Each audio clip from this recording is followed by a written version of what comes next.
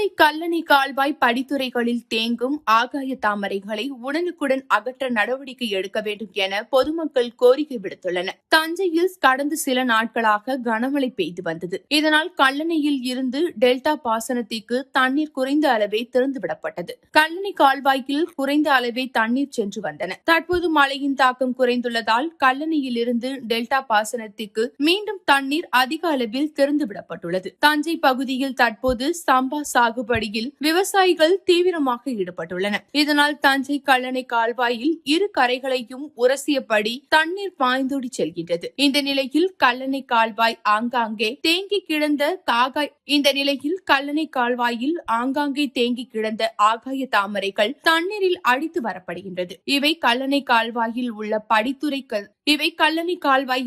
படித்துறை தடுப்பு கம்பிகளில் தேங்கி நிற்கின்றன. மேலும் ஆகாய தாமரைகளுக்குள் விஷப்பூச்சிகளும் அதிக அளவில் காணப்படுகின்றது. இதனால் படித்துறைக்கு குளிக்க வரும் பொதுமக்கள் அவதிக்குள்ளாகி வருகின்றனர். எனவே சம்பந்தப்பட்ட அதிகாரிகள் படித்துறைகளில் தேங்கி நிற்கும் ஆகாய தாமரைகளை உடனுக்குடன் அகற்ற வேண்டும் என பொதுமக்கள் கோரிக்கை விடுத்துள்ளனர்.